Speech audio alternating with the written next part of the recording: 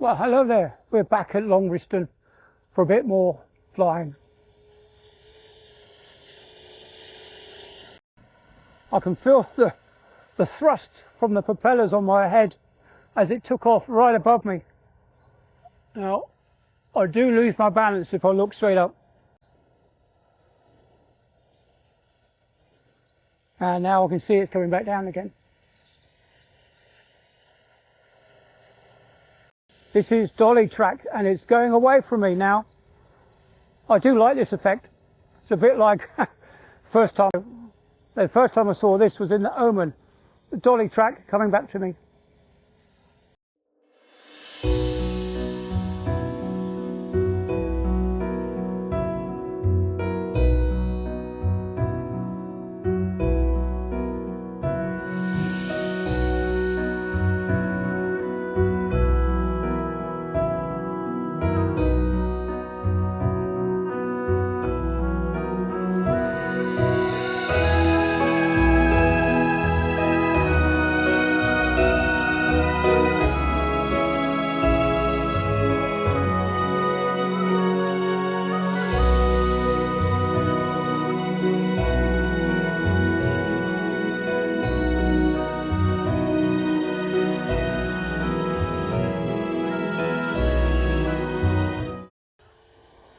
Now, this is what I forgot to do last time, was because all the other modes are automatic, this particular mode is manual when it comes to the camera. Although I've got all the controls in my hand, I can actually control this and make it do all sorts of things just by tapping a few buttons on the screen. So I'm just going to turn around and show you the church again.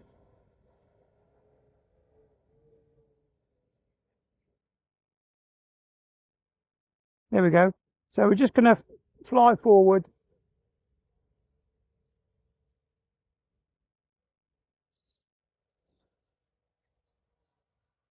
And then we're going to go up.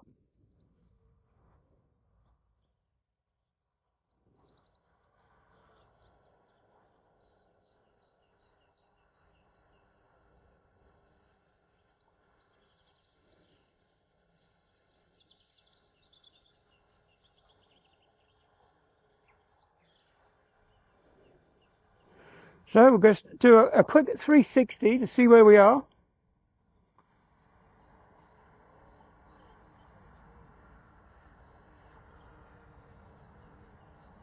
And it was at this point, at the other church, I lost complete control. It lost contact with the drones and it just stayed there until I brought it home.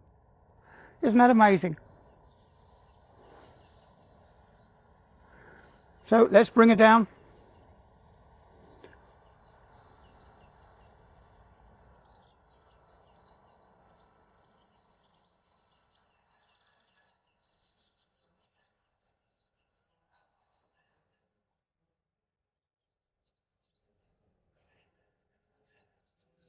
Turn around.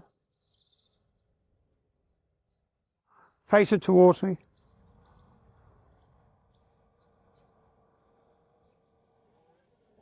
It stops so quick as well. As soon as you take your hand off the controls, it comes to a dead stop.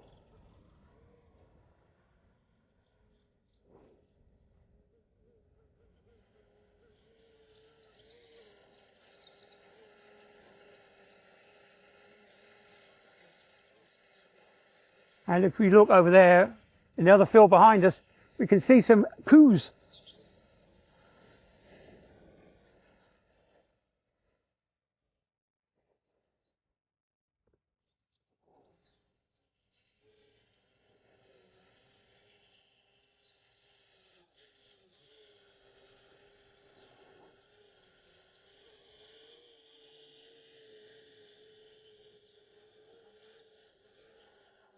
There's the coos. So I'll bring it back. Bit of backwards.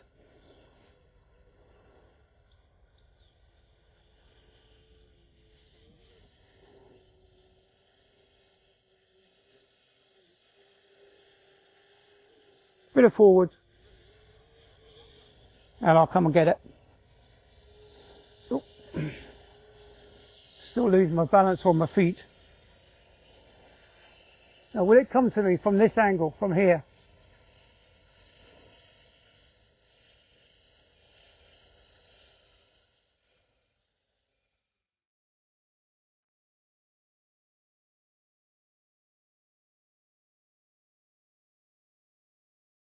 Low battery. Aircraft landing automatically.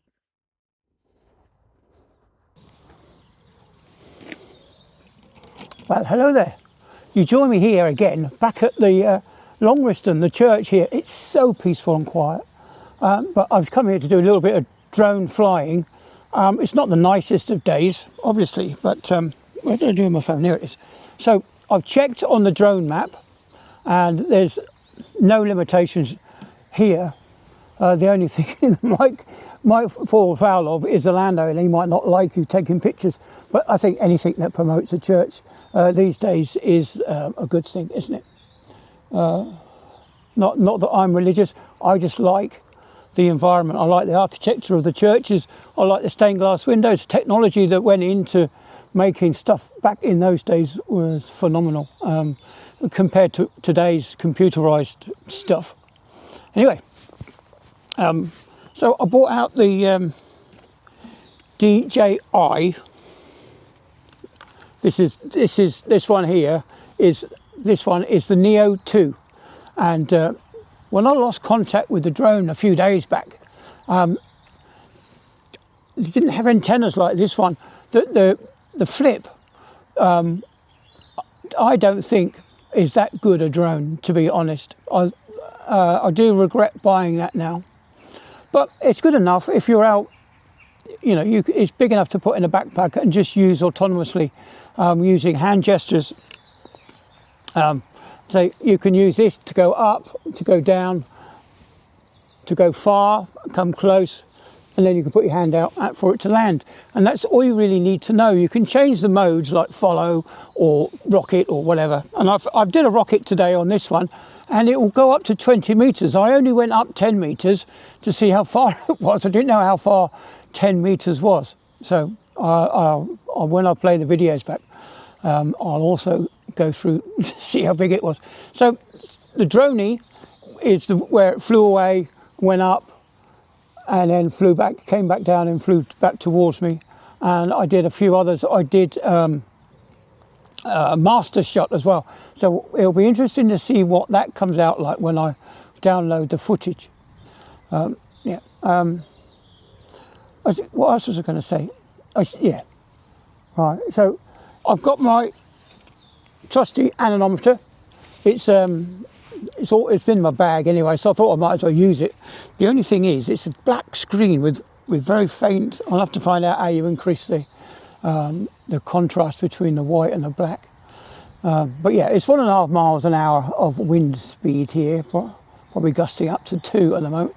So it's really, really, really a good day. It's not that sunny, but the sunnies have changed colour, just to help protect my eyes. And of course, now there's a Scottish drone guy.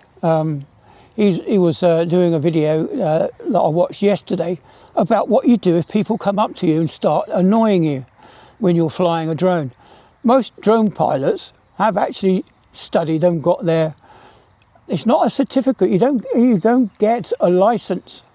When you pass your exam for drone flying, you get what you call an operator ID and a flyer ID.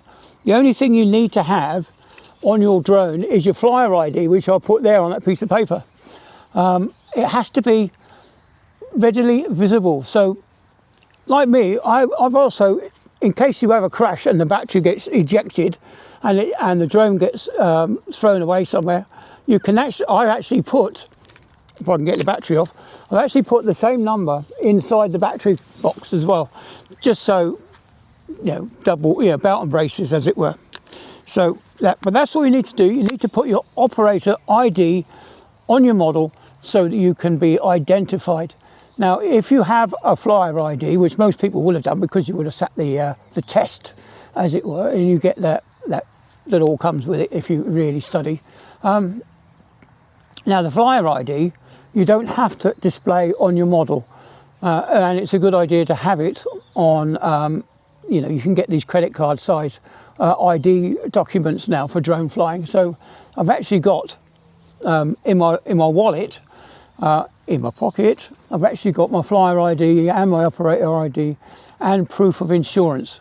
Now I'm with the BMFA and I'll get quite a fair bit of liability insurance, and of course, being a responsible grown-up, I've actually got liability insurance with my household insurance as well. You just add that on. Now that came in handy when I got knocked off my bicycle a few years back.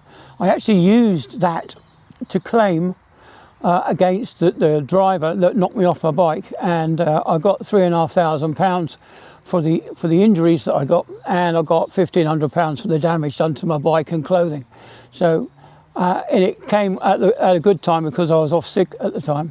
So I managed to get my bike fixed and then have £3,500 to live on until until I found another job again, until I'd recovered to get another job.